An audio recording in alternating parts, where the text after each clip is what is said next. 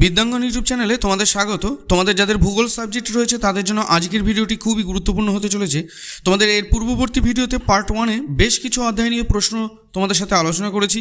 তা আজকে পার্ট 2 এর ভিডিওতে থাকছে বাকি সমস্ত অধ্যায়গুলো থেকে গুরুত্বপূর্ণ প্রশ্ন, যেগুলো তোমাদের সেকেন্ড সেমিস্টারে পরীক্ষায় আসার সম্ভাবনা প্রবল। তা ভিডিওটি ভালো লাগলে অবশ্যই একটি লাইক করে দিও এবং চ্যানেলে নতুন হয়ে থাকলে চ্যানেলটিকে অবশ্যই সাবস্ক্রাইব করে রাখো। মূল বিষয় আলোচনার আগে তোমাদের বলে রাখি, তোমরা যদি পার্ট 1-এর ভিডিওটি না দেখে থাকো তাহলে অবশ্যই দেখে নিও। আমি ফার্স্ট কমেন্টে ভিডিওর লিঙ্কটি শেয়ার করে দেবো, তাহলে দেখতে থাকো যে সমস্ত প্রশ্নগুলো তোমাদের ভূগোল থেকে সেকেন্ড সেমিস্টারের জন্য গুরুত্বপূর্ণ। তাহলে দেখে নাও, আবহাওয়া জলবায়ু এই অধ্যায় থেকে যে প্রশ্নগুলো তোমাদের পড়তে হচ্ছে না, জলবায়ুগত উপাদান, প্রতিটি প্রশ্নের মান 5। এই অধ্যায় থেকে যে প্রশ্নগুলো পড়বে: প্রথম প্রশ্ন, বায়ুমণ্ডলে উষ্ণতা তারতম্যের প্রধান 5টি কারণ চিত্রসহ ব্যাখ্যা করো। 2 নম্বর হচ্ছে পৃথিবীর তাপের অনুভূমিক বন্টন সম্পর্কে আলোচনা করো। 3 নম্বর, তাপমণ্ডল বা তাপ বলয় কাকে বলে, পৃথিবীর তাপমণ্ডলগুলির সংক্ষিপ্ত পরিচয় দাও। 4 নম্বর, বায়ুমণ্ডলে উষ্ণতা নিয়ন্ত্রকগুলি কী কী। এবার মান 3-এর জন্য যে প্রশ্নগুলো তোমরা পড়বে: পরিবহন, পরিচালন ও বিকিরণ পদ্ধতির মধ্যে পার্থক্য লেখো। 2 নম্বর হচ্ছে বায়ুমণ্ডল উত্তপ্ত হওয়ার পদ্ধতিগুলি কী কী, চিত্রসহ লেখো। 3 নম্বর, বৈপরীত্য উত্তাপের কারণ কী। তারপরে প্রতিটি প্রশ্নের মান 2। এই অধ্যায় থেকে মান 2-এর জন্য যে প্রশ্নগুলো তোমাদের পড়তে হচ্ছে: প্রথম প্রশ্ন, ইনসুলেশন কী। 2 নম্বর, কার্যকারী সৌর বিকিরণ কাকে বলে। 3 নম্বর, অ্যালবেডো কী। 4 নম্বর, সমষ্ণ রেখা কাকে বলে। 5 নম্বর, উষ্ণতার স্বাভাবিক হ্রাস হার কী। 6 নম্বর, বৈপরীত্য উষ্ণতা কাকে বলে। 7 নম্বর, তাপবিষুব রেখা কাকে বলে। তারপরে বায়ুমণ্ডলীয় সঞ্চালন এই অধ্যায় থেকে মান 5-এর যে প্রশ্নগুলো তোমরা পড়বে না, বায়ু সঞ্চালনের ত্রিকোষ তত্ত্ব বর্ণনা করো। 2 নম্বর হচ্ছে পৃথিবীর নিয়ত বায়ু প্রবাহগুলির উৎপত্তি ও গতিপথ চিত্রসহ ব্যাখ্যা করো। তারপরে প্রতিটি প্রশ্নের মান 3। মান 3-এর জন্য যে প্রশ্নগুলো তোমাদের পড়তে হবে: টিকা লেখো ফেরেল কোষ। 2 নম্বর, টিকা লেখো হ্যাডলি কোষ। 9 নম্বর, আয়ন বায়ুর গতিপথে মহাদেশের পশ্চিমে মরুভূমির সৃষ্টি হয়েছে কেন। 4 নম্বর, টিকা লেখো এল নিনো। 5 নম্বর, এল নিনোর সঙ্গে ওয়াকার সঞ্চালনের সম্পর্ক ব্যাখ্যা করো। 6 নম্বর, জেট স্ট্রিমের বৈশিষ্ট্যগুলি আলোচনা করো। 7 নম্বর, জেট বায়ুর সঙ্গে মৌসুমী বায়ুর সম্পর্ক ব্যাখ্যা করো। তারপরে আসছি প্রতিটি প্রশ্নের মান 2। এবার মান 2-এর যে প্রশ্নগুলো তোমরা পড়বে: ওয়াকার সার্কুলেশন কাকে বলে, ওয়াকার সঞ্চালনের গুরুত্ব লেখো, জেট বায়ু প্রবাহ কী, জিওস্ট্রপিক বায়ু কাকে বলে। 5 নম্বর, রসবি তরঙ্গ কাকে বলে। 6 নম্বর, ইন্ডেক্স সাইকেল কাকে বলে। 7 নম্বর, আয়ন বায়ু কাকে বলে। তারপরে বায়ুমণ্ডল থেকে যে প্রশ্নগুলো তোমরা মান 5-এর জন্য প্র্যাকটিস করবে: প্রথম প্রশ্ন, জলচক্রের ওপর প্রভাব বিস্তারকারী উপাদানগুলি পরিচয় দাও। 2 নম্বর হচ্ছে বিশ্বব্যাপী জলের ভারসাম্য রক্ষায় জলচক্রের ভূমিকা চিত্রসহ সংক্ষেপে আলোচনা করো। 3 নম্বর, পরিবেশে জলচক্রের গুরুত্ব আলোচনা করো। 4 নম্বর, জলপ্রবাহের শ্রেণীবিভাগ করো। 5 নম্বর, পৃষ্ঠ জলপ্রবাহের ওপর প্রভাব বিস্তারকারী বিষয়গুলি সম্পর্কে আলোচনা করো। মান 3-এর জন্য যে প্রশ্নগুলো তোমাদের পড়তে হবে না, জলচক্রের নিয়ন্ত্রকগুলি লেখো। জলচক্রের বিভিন্ন উপাদান কিভাবে পরস্পর সম্পর্কযুক্ত। 3 নম্বর হচ্ছে জলচক্রের নিয়ন্ত্রক হিসাবে অনুস্রাবনের গুরুত্ব আলোচনা করো। 4 নম্বর, নদী অববাহিকার জলচক্রকে উন্মুক্ত প্রণালী বলা হয় কেন। 5 নম্বর, জলচক্রের মাধ্যমে কিভাবে জলের ভারসাম্য রক্ষিত হয়। 6 নম্বর, পৃথিবীতে জলের উৎপত্তিগত রূপ কয় প্রকার ও কী কী। 7 নম্বর, জলপ্রবাহ চক্র বলতে কী বোঝায়, এর গুরুত্ব লেখো। 8 নম্বর, টিকা লেখো ভাদস স্তর। 9 নম্বর, টিকা লেখো ফ্রিয়েটিক স্তর। 10 নম্বর, অ্যাকুইফার কাকে বলে, অ্যাকুইফারের শ্রেণীবিভাগ করো। 11 নম্বর, পার্থক্য লেখো অ্যাকুইফার ও অ্যাকুইকুইড। তারপরে আসছি প্রতিটি প্রশ্নের মান 2। প্রথম প্রশ্ন, জলচক্র কাকে বলে। 2 নম্বর, জলচক্রের বৈশিষ্ট্য লেখো। 3 নম্বর, ভূজল পৃষ্ঠ বা ভৌমজল পীঠ বলতে কী বোঝো। জলপ্রবাহ বা জলের সরণ বলতে কী বোঝো। 5 নম্বর, নদী অববাহিকা বলতে কী বোঝো। 6 নম্বর, উদাহরণসহ ধারণ অববাহিকার সংজ্ঞা দাও। তাহলে দেখে নাও, দ্বিতীয় শ্রেণীর অর্থনৈতিক ক্রিয়াকলাপ এই অধ্যায় থেকে মান 3-এর জন্য যে প্রশ্নগুলো পড়বে না, আমেরিকা যুক্তরাষ্ট্রের পেট্রো রসায়ন শিল্পের উন্নতির কারণগুলি আলোচনা করো। 2 নম্বর হচ্ছে শিল্পের অবস্থানে বিশুদ্ধ অবিশুদ্ধ কাঁচামালের ভূমিকা উদাহরণসহ আলোচনা করো। 3 নম্বর হচ্ছে বাণিজ্যিক মৎস্যাহরণের পক্ষে অনুকূল অর্থনৈতিক কারণগুলি আলোচনা করো। 4 নম্বর, চীনে খাদ্য প্রক্রিয়াকরণ শিল্পের অগ্রগতির কারণগুলি আলোচনা করো। 5 নম্বর, টিকা লেখো মার্কিন যুক্তরাষ্ট্রের খাদ্য প্রক্রিয়াকরণ শিল্পের উন্নতির কারণ সম্পর্কে আলোচনা করো। 7 নম্বর, চীন মোটর গাড়ি নির্মাণ শিল্পে উন্নত কেন। 8 নম্বর, আমেরিকা আমেরিকা যুক্তরাষ্ট্রে মোটর গাড়ি নির্মাণ শিল্প উন্নত কেন? 9 নম্বর চীনের কাগজ শিল্পের উন্নতি সম্পর্কে সংক্ষিপ্ত আলোচনা করো। 10 নম্বর শিল্পের অবস্থানের উপর কাঁচামালের দুটি প্রভাব আলোচনা করো। 11 নম্বর পেট্রোরাসায়নিক শিল্পকে সূর্যোদয়ের শিল্প বলা হয় কেন? 12 নম্বর কাগজ শিল্পের অনুকূল ভৌগোলিক পরিবেশ সংক্ষেপে আলোচনা করো। 13 নম্বর কাগজ শিল্পের অবস্থানকারী উপযোগী অবস্থাগুলি কী কী? 14 নম্বর লৌহ ইস্পাত শিল্পের অবস্থানের কারণগুলি উদাহরণসহ আলোচনা করো। অনুরূপ প্রশ্ন আসতে পারে লৌহ ইস্পাত শিল্পে গড়ে ওঠার অনুকূল ভৌগোলিক পরিবেশ সম্বন্ধে আলোচনা করো। 15 নম্বর আমেরিকা যুক্তরাষ্ট্রে কাগজ শিল্পের উন্নতির কারণগুলি কী কী?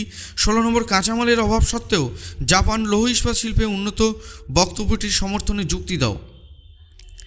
এবার এই অধ্যায় থেকে মান 2-এর যে প্রশ্নগুলো তোমরা পড়বে, কাগজ শিল্পের প্রয়োজনীয় 4টি কাঁচামালের নাম লেখো। বিশুদ্ধ কাঁচামাল কাকে বলে? উদাহরণসহ লেখো। অবিশুদ্ধ কাঁচামাল কি? অথবা দিয়ে ওজন হ্রাসশীল কাঁচামাল কি? 4 নম্বর শিকড় আলগা শিল্প কাকে বলে? উদাহরণ দাও। 5 নম্বর দ্রব্যসূচক কি? বস্তুসূচক বা পণ্যসূচক কি? 6 নম্বর শিল্প কাকে বলে? তা অন্তঃস্রাস শ্রমশিল্প কাকে বলে? 7 নম্বর ব্রেক অফ বান্ধ পয়েন্ট কি? 8 নম্বর খাদ্য প্রক্রিয়াকরণ শিল্প বলতে কি বোঝায়? বাণিজ্যিক মৎস্য আহরণ কাকে বলে? সামুদ্রিক মৎস্য ক্ষেত্র কাকে বলে? উদাহরণ দাও। উদাহরণসহ ডেমার্সাল পিলেজিক মাছের সংজ্ঞা দাও। 12 নম্বর অনুসারী শিল্পের সংজ্ঞা দাও। 13 নম্বর শিল্পের শিল্প কাকে বলে? আবার ঘুরিয়ে আসতে পারে লৌহ ইস্পাত শিল্পকে শিল্পের শিল্প বলা হয় কেন? আলোচনা করো। 14 নম্বর কাগজ শিল্পে সর্বোন্নত দুটি দেশের নাম ও তাদের উন্নতির একটি কারণ লেখো। তারপরে দেখো তৃতীয় শ্রেণীর অর্থনৈতিক ক্রিয়াকলাপ। এই অধ্যায় থেকে মান 3-এর জন্য যে প্রশ্নগুলো পড়বে না, তৃতীয় স্তরের অর্থনৈতিক কার্যকলাপ বৈশিষ্ট্যগুলি উল্লেখ করো। 2 নম্বর হচ্ছে WTO কার্যাবলীগুলি কী কী?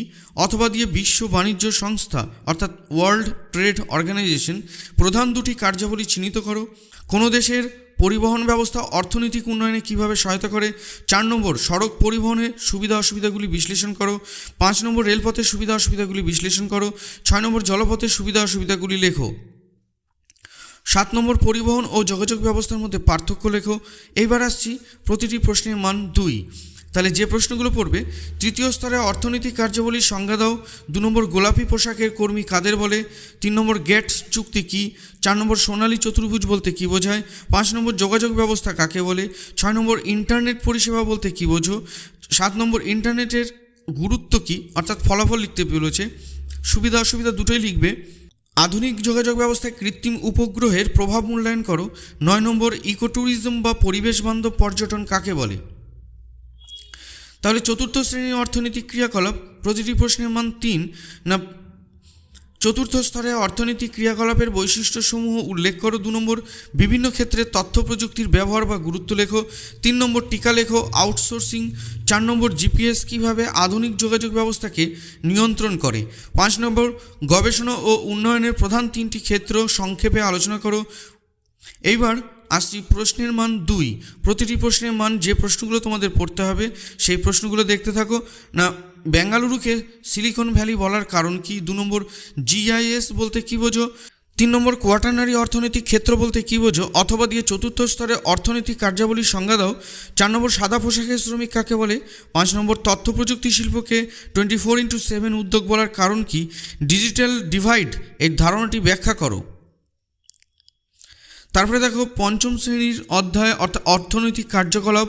এই অধ্যায় থেকে মান 3-এর জন্য যে প্রশ্ন পড়বে, অর্থনৈতিক কার্যকলাপের রূপায়ণে বিশেষজ্ঞদের ভূমিকা কী? 2 নম্বর হচ্ছে কোয়াটারনারি ও কুইনারি অর্থনৈতিক কার্যকলাপের মধ্যে পার্থক্য কী কী? অথবা চতুর্থ পঞ্চম স্তরের অর্থনৈতিক ক্রিয়াকলাপের পার্থক্য লেখো। 3 নম্বর প্রশ্ন অতি নব্য স্তরের অর্থনৈতিক কার্যাবলীর বৈশিষ্ট্যগুলি লেখো। তারপরে প্রতিটি প্রশ্নের মান 2। এই অধ্যায় থেকে মান 2-এর যে প্রশ্নগুলো তোমাদের রেডি করতে হবে না, পঞ্চম স্তরের অর্থনৈতিক কার্যাবলী বা অতি নব্য স্তরের অর্থনৈতিক কার্যাবলীর সংজ্ঞা দাও।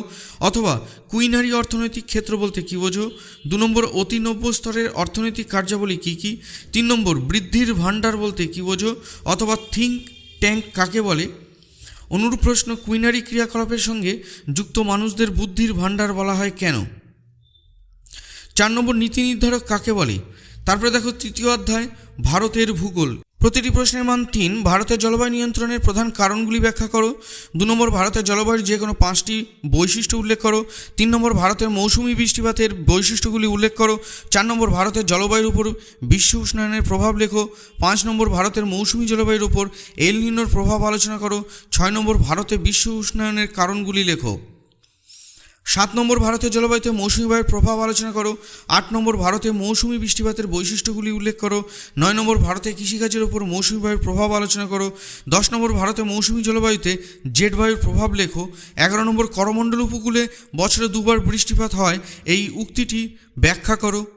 মান 2-এর যে প্রশ্নগুলো পড়বে, মৌসুমি বিস্ফোরণ বলতে কী বোঝো অথবা মৌসুমি বিস্ফোরণ কখন হয়। 2 নম্বর, কালবৈশাখী কী, মনেক্স বলতে কী বোঝো, পশ্চিমী ঝঞ্ঝা কাকে বলে, এনসো কী। 6 নম্বর, সাধারণ আসিলেশন বা দক্ষিণী দোলন বলতে কী বোঝো। 7 নম্বর, ভারতে পশ্চিমী ঝঞ্ঝার 2টি প্রভাব উল্লেখ করো।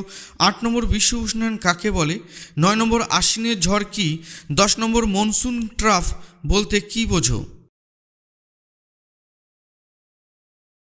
তারপরে দেখো, ভারতের অরণ্য এই অধ্যায় থেকে মান 3-এর যে প্রশ্নগুলো পড়বে, ভারতের স্বাভাবিক উদ্ভিদের বন্টনে জলবায়ুর প্রভাব সংক্ষেপে বর্ণনা করো। 2 নম্বর হচ্ছে ভারতের ক্রান্তীয় চিরহরিত উদ্ভিদ এবং ক্রান্তীয় পর্ণমোচী উদ্ভিদের বৈশিষ্ট্য 3টি পার্থক্য উল্লেখ করো। যৌথ বন ব্যবস্থাপনা সম্পর্কে ধারণা দাও। 4 নম্বর, ভারতে অরণ্য সংরক্ষণের 3টি প্রধান উপায় সংক্ষেপে আলোচনা করো। 5 নম্বর, সামাজিক বনসৃজনের সুবিধাসমূহ উল্লেখ করো। 6 নম্বর, ভারতের জাতীয় অরণ্য নীতি সম্পর্কে সংক্ষিপ্ত আলোচনা করো। 7 নম্বর, বনভূমি সংরক্ষণের প্রয়োজনীয়তা লেখো অথবা বনসৃজনের প্রয়োজনীয়তা সম্পর্কে আলোচনা করো। 8 নম্বর, ভারতে অরণ্য ধ্বংসের প্রাকৃতিক কারণগুলি ব্যাখ্যা করো। 9 নম্বর, ভারতে ক্রান্তীয় মরু উদ্ভিদের বৈশিষ্ট্যগুলি লেখো। 10 নম্বর, ভারতে ম্যানগ্রোভ উদ্ভিদের বৈশিষ্ট্য কী কী। 11 নম্বর, ভারতে অরণ্য ধ্বংসের অর্থসামাজিক কারণগুলি ব্যাখ্যা করো। মান 2-এর জন্য যে প্রশ্নগুলো পড়বে, সামাজিক বনসৃজন বলতে কী বোঝো, কৃষি বনসৃজন কাকে বলে, সাইলেন্ট ভ্যালি আন্দোলন সম্পর্কে সংক্ষিপ্ত ধারণা দাও। জাতীয় উদ্যান কাকে বলে, অভয়ারণ্য কাকে বলে। 6 নম্বর, সরলবর্গীয় অরণ্যের প্রধান অর্থনৈতিক গুরুত্ব লেখো। 7 নম্বর, ক্রান্তীয় বৃষ্টি অরণ্যের অর্থনৈতিক গুরুত্ব লেখো। 8 নম্বর, সরলবর্গীয় অরণ্যের গাছের পাতাগুলো সুচলা হয় কেন। 9 নম্বর, সংরক্ষিত অরণ্য কাকে বলে। 10 নম্বর, সংরক্ষিত অরণ্য বলতে কী বোঝো। এবার ভারতে প্রাকৃতিক দুর্যোগ এই অধ্যায় থেকে যে প্রশ্নগুলো পড়বে মান 3-এর জন্য, দুর্যোগ ও বিপর্যয়ের মধ্যে পার্থক্য নিরূপণ করো। 2 নম্বর হচ্ছে ভারতে ঘূর্ণপাতের ফলে সৃষ্ট বিপর্যয়গুলি আলোচনা করো। 3 নম্বর, বিপর্যয় ব্যবস্থাপনার বিভিন্ন পর্যায়গুলি উল্লেখ করো। 4 নম্বর, বন্য সৃষ্টির 3টি কারণ উল্লেখ করো। প্রাকৃতিক বিপর্যয়ের শ্রেণীবিভাগগুলি বিবৃত করো।